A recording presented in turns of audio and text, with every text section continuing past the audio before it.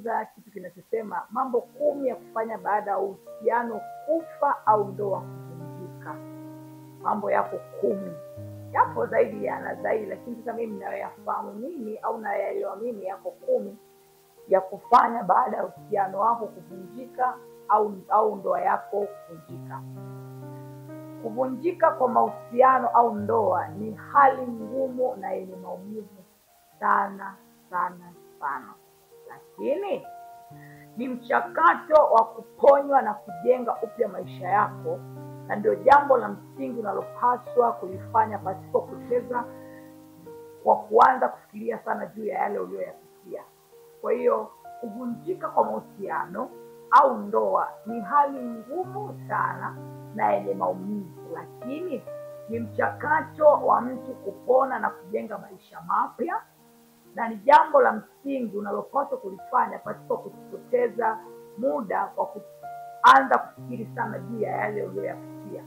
Kuna watu wengine uhusiano unapovunjika au ndoa inapovunjika, anaanza kukaa tena chini kuanza kuwaza yale aliyopitia, yale yanazidi kukuumiza. Unapoona ndoa imevunjika au uhusiano umekufa, huo ni mchakato wa mtu kuanza kupona, ni mchakato wa mtu kuanza kujenga maisha mapya. Kwa hiyo unapomkuta mtu anaanza kutafakari tena yaliyopita, anaanza kuumia tena, anaanza kuteseka tena, ina maana huyo mtu hayuko tayari kufanya nini? Kuanza upya. Hayuko tayari tena kufanya nini? Kujenga uhusiano mwingine mpya. Hivyo baada ya kuachana na mpenzi au mwenzi wako, kuna mambo muhimu unayoweza kufanya ili kujenga na kuendelea mbele. Kuna mambo ya muhimu. Uhusiano wa mtu unapovunjika au ndoa ya mtu inapovunjika, kuna mambo muhimu sana sana sana ya kufanya ili huyo mtu aendelee mbele au aendelee kusonga mbele na maisha mengine yaendelee. Nina mambo 10 ya kufanya baada ya uhusiano wako kuvunjika au ndoa yako kuvunjika. Mambo yako 10. Yapo zaidi na zaidi, lakini sasa mimi nataka nikushambulie ambayo yako 10 ambayo yatakusaidia wewe sasa kujua kwamba baada ya uhusiano wako kufa au ndoa yako kuvunjika, nini nifanye? Nini nitende? Nataka kupona, na kama nataka kupona nataka kufanyaje? Nataka kuendelea mbele, nataka kufanyaje? Kwa hiyo usikae eneo moja au usikae mahali pamoja ukijua kwamba unaendelea mbele au unataka kupona. Kupona sio kujifungia, kupona sio kutafuta suluhisho ya kujua au kutafuta madawa, kutafuta chochote. Hapana, kuna namna ambavyo unaweza ukafanya na ukajikuta tu kwamba unaanza kupona taratibu. Kwa hiyo nina mambo ambayo yako 10 ya kumsaidia mtu ambaye uhusiano wake umekufa au ndoa yake imevunjika. Jambo la kwanza na la muhimu na la kuzingatia.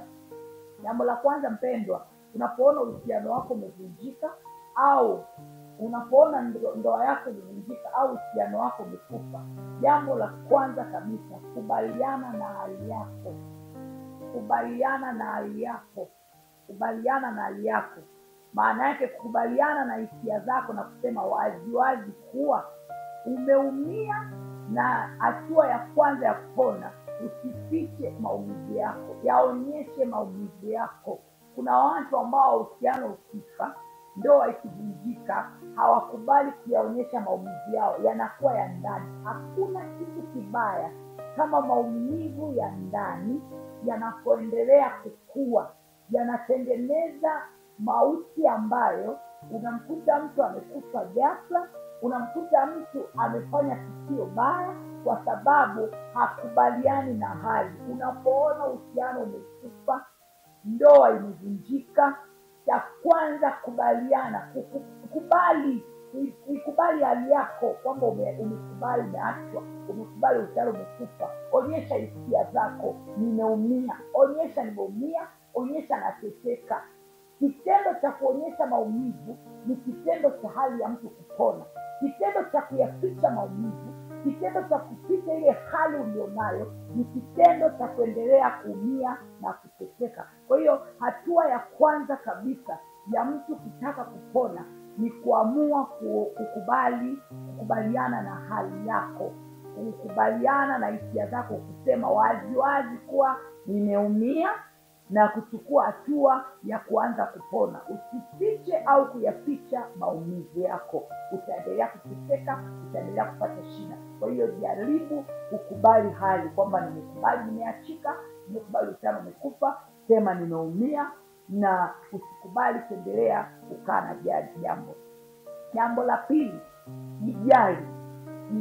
Yani anza kujijali, pata muda wa kujitunza na kujali mwili wako.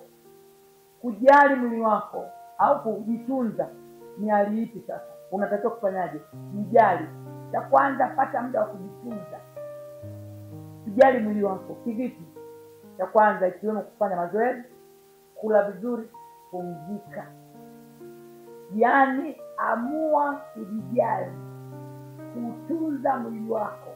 Ndio maana unakuta mtu uhusiano umevunjika au ndoa imevunjika, unamkuta anakonda, unamkuta yuko kwenye hali mbaya, unamwonea hata huruma, mpaka yule aliyemwacha au aliyeachika anaanza kusema kama sio mimi basi maisha yangu yalikuwa kwake. Kwa hiyo jijali, pata muda wa kujitunza, jijali mwili wako, fanya mazoezi, kula vizuri, pumzika muda wa kutosha, tenga masaa yako 6-7, lala usiku, pumzika, lala vizuri, hali yako inakuwa sawa. Hapo mwili wako utakaa sawa na utaanza kuona hata ngozi inaanza kugrow kwa sababu ya kujijali. Hatua ya 3, zungumza na marafiki au familia. Zungumza na marafiki au familia. Kujadili hisia zako na watu wa karibu kutakusaidia kupunguza mzigo wa kimemko na kutoa msaada wa kiakili. Kwa hiyo jaribu kuzungumza na marafiki zako na familia yako. Jadili hisia zako na watu wa karibu, watakusaidia kupunguza mzigo wa kimemko. Sababu unapokuwa peke yako, unaanza kukumbuka mambo mliokuwa mnafanyiana, unaanza kukumbuka vitu mliokuwa mnafanya. Kwa hiyo miemko inakuwa hauwezi kuidhibiti. Kwa hiyo ukitaka kupona, tafuta watu wa karibu, tafuta watu wa familia yako, waelezee hisia zako, miemko yako. Yaani kitendo kile cha kuelezea ndio kupata msaada wa kiakili. Unakuwa akili yako inaanza kuchangamka, akili yako inaanza kusahau, akili yako inaanza. Tafuta watu ambao wanaweza wakakupa msaada wa kiakili, sio msaada wa kuongezea mawazo.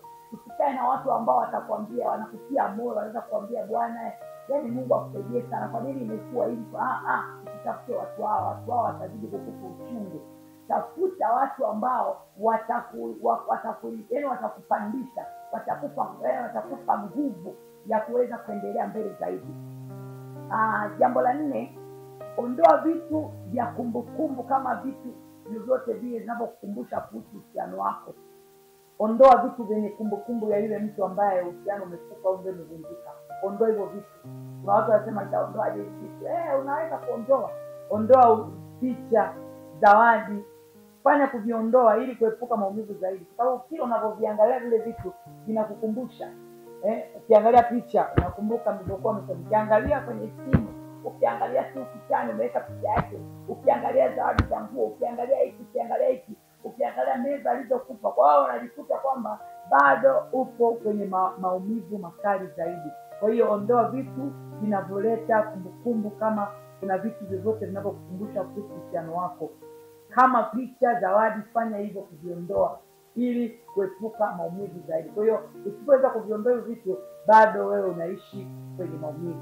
Namba 5, pumzika kutoka kwenye mitandao ya kijamii. Mitandao ya kijamii inaumiza. Unaweza ukaingia mtandaoni ili ukutane na yeye ameposti, na yeye amemposti kitu fulani. Yaani anafanya hivyo tu makusudi ili kukuumiza. Kwa hiyo kitendo cha wewe kupumzika kwenye mitandao, unajiepusha na vitu vingine. Sio kujiepusha tu na yeye.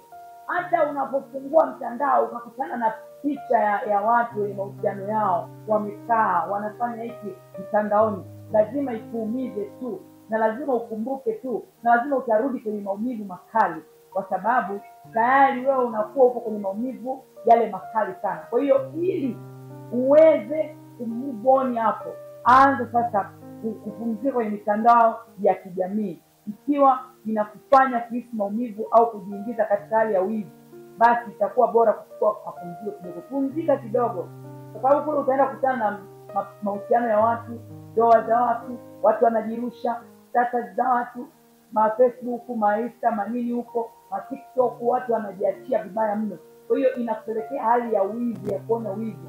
Mara ukiacha unafungua unakutana na yule mpenzi wako au mume wako amefanya, au mke wako anafanya lile tukio. Kwa hiyo litakuumiza zaidi na litakupelekea ushindwe kujimudu katika miemko yako na kufanya mambo mabaya. Namba 6, jifunze kutokana na uhusiano. Tumia nafasi hii kutafakari kuhusu mambo uliojifunza na uliopitia uhusiano huu ambao uliovunjika. Mambo mazuri yachukue, mambo mabaya achana nayo. Kwa hiyo ni lazima ujifunze namna sahihi sasa ya kuanza jifunze kutokana na uhusiano.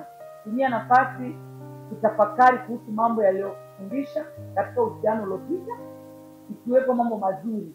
Mambo mabaya achana nayo yote, mambo mabaya epukana nayo, jifunze yale mazuri mazuri. Namba 7, panga malengo mapya. Jipe malengo, jipatie malengo mapya kibinafsi na kitaalamu ili kujielekeza kwenye mambo ya kujenga maisha yako. Panga malengo mapya, panga malengo mapya. Acha kutafakari mambo yaliyopita, acha kutafakari mambo ya nyuma, panga malengo mapya. Unapopanga malengo mapya, unajikuta unaanza kuendelea mbele bila maumivu ya aina yoyote. Namba 8, pata msaada wa kitaalamu. Ikiwa unajisikia kuzidiwa na maumivu ya kimemko, tafuta msaada wa mtaalamu wa afya ya akili kusaidia kupita katika kipindi hicho. Tengeneza, omba msaada wa kiakili wa kutengeneze, wa kuondoa kwenye maumivu, wa kuondoa kwenye hali hiyo. Tafuta mtaalamu akufanyie msaada, counseling ya akili kwa sababu ya maumivu ya kimemko ulionayo. Kwa hiyo tafuta msaada wa mtaalamu wa afya ya akili, utakusaidia kupita kwenye kipindi hicho. Jambo la 9, jifunze kupenda tena. Jambo la 9, jifunze kufa kwa mahusiano au kuvunjika kwa ndoa sio mwisho wa mahusiano, sio mwisho wa ndoa. Jifunze kupenda tena. Hii ni wakati mzuri wa kujijenga upya na kujua jinsi ya kupenda tena, iwe kwa kujitunza mwenyewe au kwa wapenzi wengine katika siku zijazo. Anza kutengeneza kupenda tena, usijikatie tamaa. Usijione kwamba wewe huna thamani, usijione kama wewe haiwezekani tena. Hapana, anza kujijali, anza kujipenda na tamani tena. Anza kujifunza kupenda tena, itakupelekea kujijenga upya na kutengeneza mstakabali mzima wa maisha yako. Namba 10, kuwa mvumilivu. Kuwa na uvumilivu. Kubali kwamba kupona kunaweza kuchukua muda na kujijengea mwenyewe kitaalamu na kiemko, na kwamba ni jambo la kawaida kuhisi huzuni na machungu. Ni jambo la kawaida sana, lakini sasa kuwa mvumilivu. Maumivu yanaisha leo, kesho, kutwa, mwaka unajikuta maumivu yanaisha kabisa. Kwa hiyo kuwa una uvumilivu, ukubali kwamba kupona kunaweza kuchukua muda na kujijengea mwenyewe kitaalamu na kiemko, na kwamba ni jambo la kawaida kuhisi huzuni na uchungu pale ambapo unapoona mahusiano ya watu, pale ambapo unapoona jambo jipya kwa mtu mwingine, pale unapoona labda yule aliyekuacha au ulimwacha inakuletea huzuni na uchungu. Ni jambo la kawaida. Kwa hiyo kuwa muda wa uvumilivu. Ukiwa mvumilivu, ninataka nikwambie utakuwa sawa. Kila mtu anayo mchakato wake wa kupona, kila mtu ana mchakato wake wa kupona, lakini kwa kujijali na kujifunza utaweza kushinda. Mwisho kabisa nimalizie kwa kusema kila mtu anao mchakato wa kupona, lakini kwa kujijali na kujifunza unaweza ukashinda zaidi na zaidi. Kwa hiyo hayo ni mambo 10 ya kusaidie kwenye uhusiano uliokufa au ndoa iliyovunjika. Zingatia mambo 10, utajikuta umepona na umekuwa mtu wa kawaida na unaanza kusonga mbele na utaweza tena na utaendelea mbele na maisha, na hizo hali zitakuondoka kabisa. Sasa Mungu akusaidie. Bye bye. Tukutane baadaye.